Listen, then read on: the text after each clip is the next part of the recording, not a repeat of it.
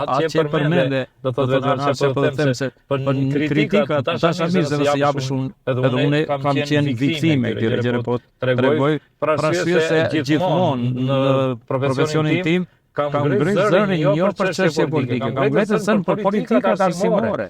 Për çështjen e diskriminimit që do të arsimin shqiptar. Diskriminimin që shqiptari për shqiptarit. Diskriminimet që bën institucione, fjala, po e them sinqerisht, kam qenë kritikues në aspektin asaj se unë zëvërej në biro revizionit të arsimit, dokumentet udhëzuese të ratsakët e kështu me radhë. Nëse analizoj të gjitha, shikoj se kur kam bën një analizë të mirë fillt me dëshmi me dokumentacion, pata edhe unë shumë me shumë. Pse ngrej zëri? Po kujt i dhe ajo? Edhe më aty që është aty dhe nuk jep kontributin për atë gjë të duhura. Pikërisht kush i sheh pasojat e sheh mësimdhënës, pasojat e sheh shqiptari, sheh do thotë një nxënës shqiptar që nuk i ka të drejtë. Sot kësaj dite me se ish po shpesh shqyrtimin e dokumentacion, pa marrë parasysh periudhat. Mua nuk intereson periudha 6 mujore, 1 vjeçare. Ky ka qenë pushtetia. Jo këtë janë një kontinuitet vazhdimësisht se ti nëse inkuadrosh në institucione politikisht persona të cilët nuk janë profesionistë të duhur,